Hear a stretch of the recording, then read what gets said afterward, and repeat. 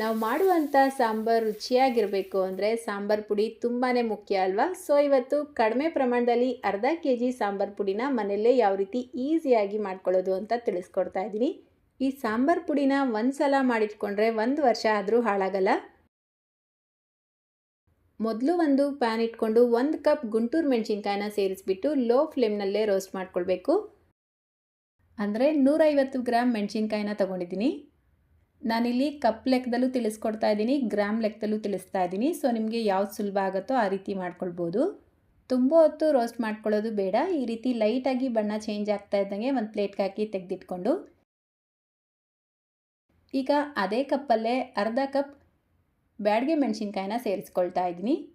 ಅಂದರೆ ನಾನಿಲ್ಲಿ 50 ಗ್ರಾಮ್ ಮೆಣಸಿನ್ಕಾಯಿನ ತೊಗೊಂಡಿದ್ದೀನಿ. ಇದೂ ಅಷ್ಟೇ ಈ ರೀತಿ ಲೈಟಾಗಿ ರೋಸ್ಟ್ ಮಾಡಿಬಿಟ್ಟು ಅದೇ ಪ್ಲೇಟ್ಗೆ ಹಾಕಿ ತೆಗೆದಿಟ್ಕೊಳ್ಳಿ. ಈಗ ಸೇಮ್ ಕಪ್ಪಲ್ಲೇ 1 ಕಪ್ ಧನಿಯಾ ಕಾಳನ್ನ ಸೇರಿಸ್ಬಿಟ್ಟು ರೋಸ್ಟ್ ಮಾಡ್ಕೊಳ್ಬೇಕು. 1 ಕಪ್ ಅಂದರೆ 150 ಗ್ರಾಮ್ ಧನಿಯಾ ಕಾಳು. ಧನಿಯಾ ಕಾಳನ್ನ ತುಂಬ ಹೊತ್ತು ರೋಸ್ಟ್ ಮಾಡಬಾರ್ದು, ಜಸ್ಟ್ ಬಿಸಿ ಆದರೆ ಸಾಕು. ತುಂಬ ರೋಸ್ಟ್ ಮಾಡಿದ್ರೆ ಸಾಂಬಾರು ಕಸರೆ ಬರುತ್ತೆ. ಈಗ ಬೇಳೆಗಳನ್ನು ರೋಸ್ಟ್ ಮಾಡ್ಕೊಳ್ಬೇಕು. ಮೊದಲಿಗೆ ನಾನಿಲ್ಲಿ ತೊಗರಿಬೇಳೆ 30 ಗ್ರಾಮ್ ಅಷ್ಟು ತೊಗೊಂಡಿದ್ದೀನಿ. ಅಂದರೆ 1/4 ಕಪ್ ತೊಗರಿಬೇಳೆನ ರೋಸ್ಟ್ ಮಾಡ್ಕೊಳ್ಳಿ. ಈ ರೀತಿ ಲೈಟ್ ಗೋಲ್ಡನ್ ಕಲರ್ ಬಂದರೆ ಸಾಕು. ಈಗ 1/4 ಕಪ್ ಅಂದರೆ 30 ಗ್ರಾಮ್ ಕಡಲೆಬೇಳೆನ ಸೇರಿಸ್ಬಿಟ್ಟು ರೋಸ್ಟ್ ಮಾಡ್ಕೊಳ್ತಾ ಇದ್ದೀನಿ.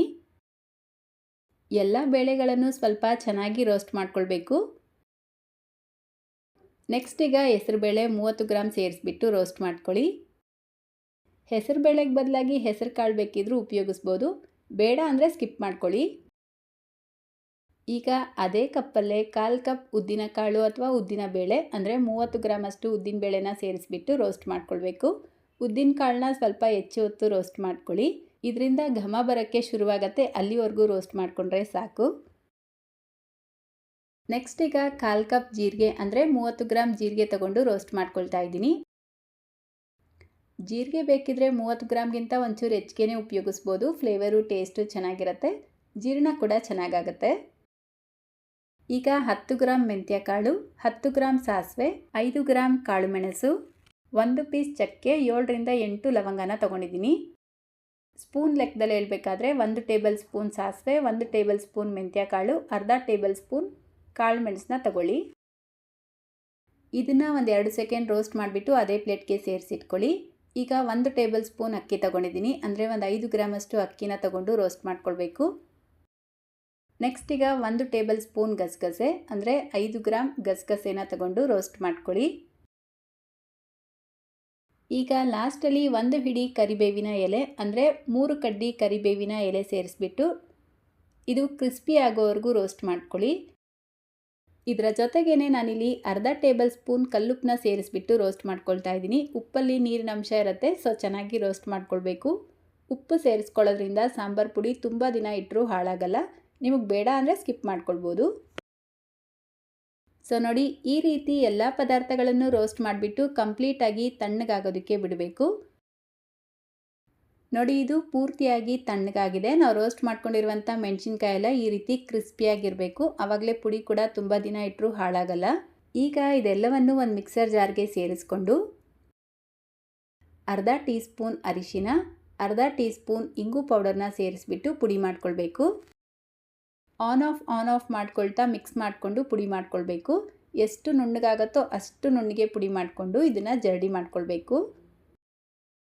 ಇದು ಪುಡಿ ಮಾಡ್ಕೊಂಡಿದ್ದ ತಕ್ಷಣ ಬಿಸಿ ಇರುತ್ತಲ್ವ, ಸೊ ಒಂಚೂರು ತಣ್ಣಗಾದ್ಮೇಲೆ ಜರಡಿ ಮಾಡ್ಕೊಳ್ಳಿ.